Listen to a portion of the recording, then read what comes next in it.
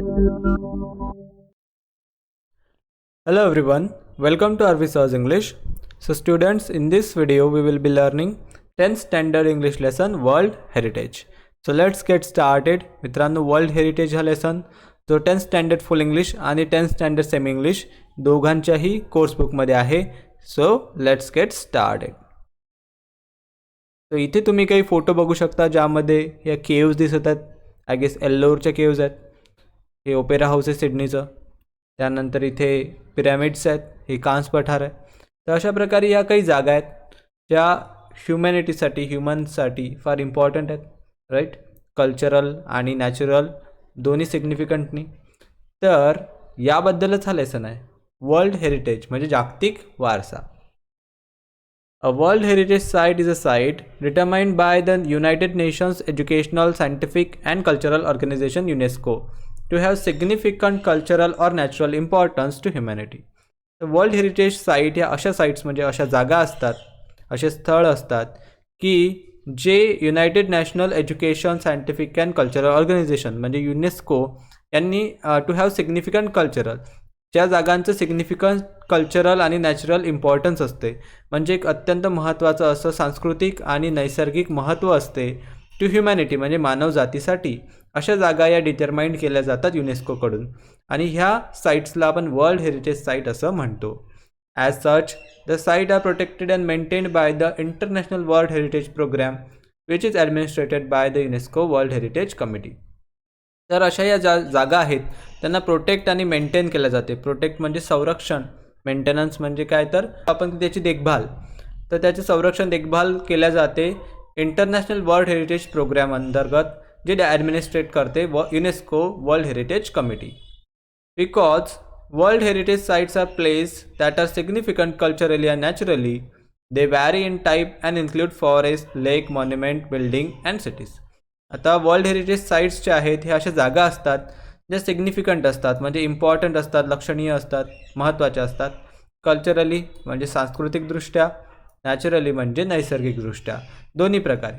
त्यामुळे त्यात अलग अलग प्रकारच्या जागा, अलग अलग प्रकारचे स्थळं इन्क्लूड आहेत, ज्यामध्ये फॉरेस्ट आहेत म्हणजे जंगल, लेक्स म्हणजे तळे, मॉन्युमेंट्स म्हणजे स्मारकं, बिल्डिंग्स इमारती आणि सिटीज म्हणजे शहरं, हे सुद्धा वर्ल्ड हेरिटेज साईट्समध्ये इन्क्लूड आहेत. Now, World Heritage Sites can also be a combination of both cultural and natural areas.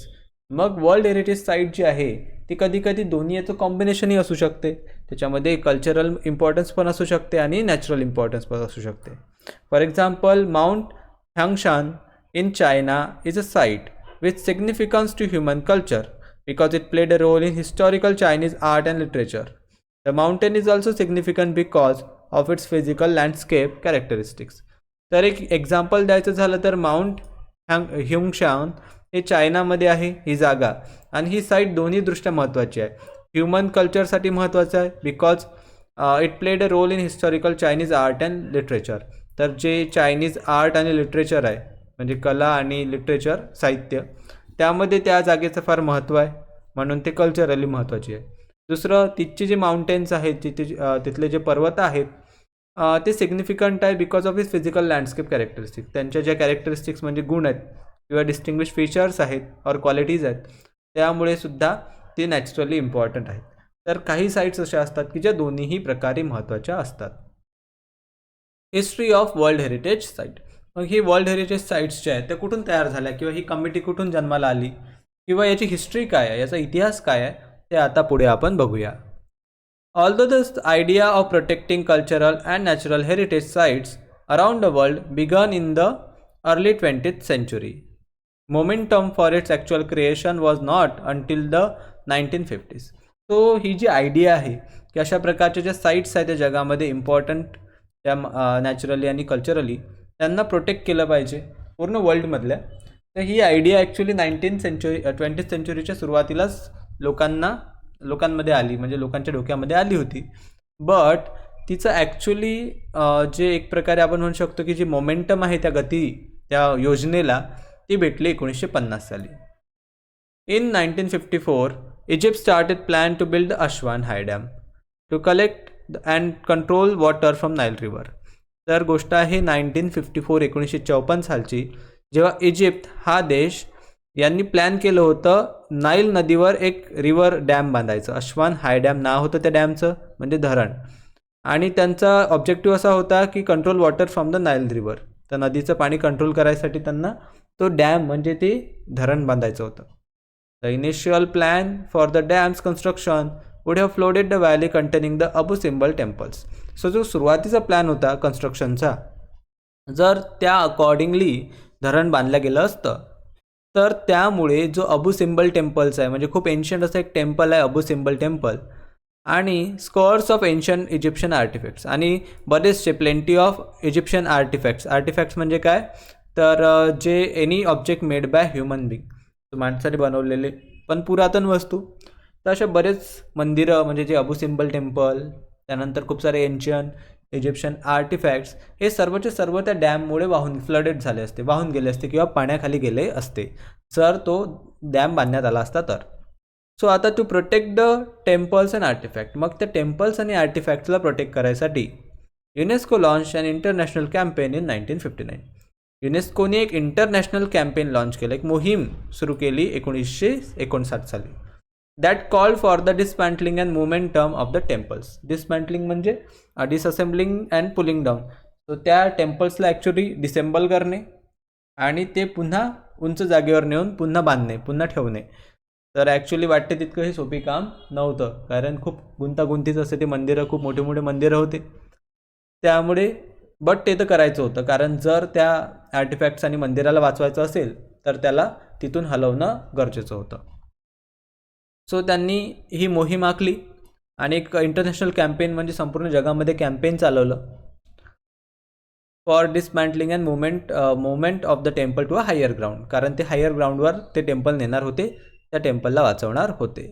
The project cost and estimate $80 million.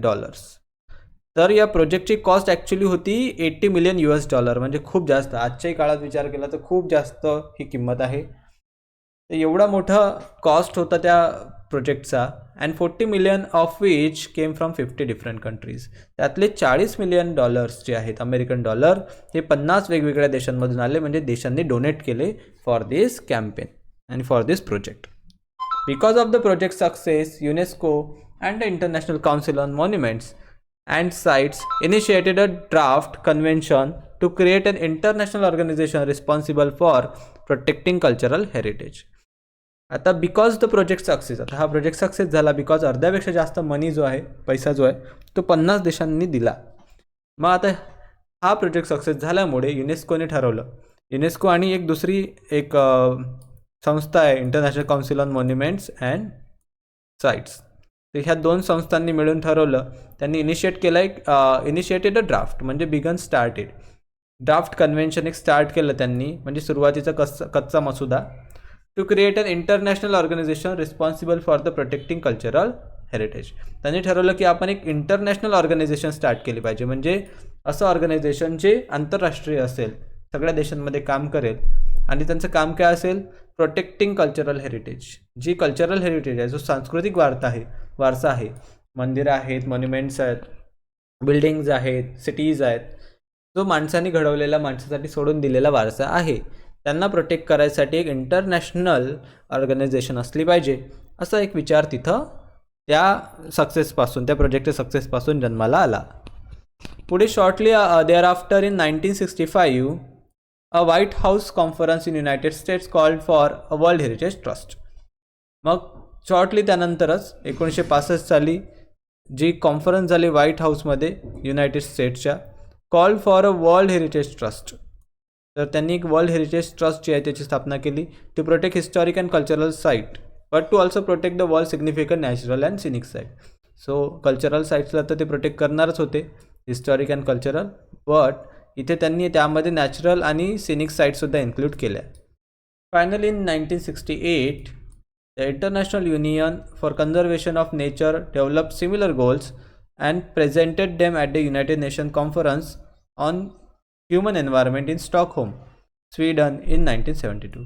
तर 1972 साली जी एक स्वीडनमध्ये कॉन्फरन्स झाली, ह्युमन एन्व्हायरमेंट, स्टॉकहोम स्वीडनमध्ये, United Nation Conference on Human Environment. So तिथे मग the International Union for Conservation of Nature जे आहे त्यांनी एक सिमिलर गोल्स डेव्हलप केले आणि त्यांना प्रेझेंट केलं ते कॉन्फरन्समध्ये. म्हणजे ॲक्च्युली ही जी प्रोसेस आहे ती फार लंबी चालली, कारण एक एक ड्राफ्ट तयार होत होता आणि अलग अलग कॉन्फरन्समध्ये पुढे येत होता. तो असं घाईगडबडमध्ये कोणतीही संस्था त्यांनी बनवली नाही. Following the presentation of this goal, the Convention concerning the protection of world cultural and natural heritage was adopted by UNESCO General Conference on November 1675. आणि अशा प्रकारे नोव्हेंबर 1675ला जी युनेस्को आहे त्यांनी हे जे त्या प्रेझेंटेशन जे होतं, following the presentation of this goal, ह्या प्रेझेंटेशन जे होतं त्या गोल्सच्या बद्दल जे त्यांच्या समोर करण्यात आलं होतं त्यावरून the convention concerning the protection of world cultural and natural heritage वर अडॉप्टेड. त्यांनी मग ते शेवटी अडॉप्ट केलं जे काही प्रेझेंटेशन त्यांच्यासमोर करण्यात आलं होतं आणि नोव्हेंबर 1970 साली युनेस्कोने ते अडॉप्ट केलं. तर मित्रांनो, आपण या लेसनला 2 पॅसेजमध्ये डिवाईड करूया. पहिला पॅसेज आपण इथे एंड केलेला आहे. आय होप सर्वांना चांगल्या प्रकारे समजला असेल. सेकंड पॅसेज मी पुढच्या व्हिडिओमध्ये अपलोड करणार. तोपर्यंत जर तुम्हाला व्हिडिओ समजला असेल तर नक्की व्हिडिओला लाईक करा, मित्रांबरोबर शेअर करा. नवीन असाल तर सबस्क्राईब करायला विसरू नका. I will see you in another video. Till then take care. Good bye.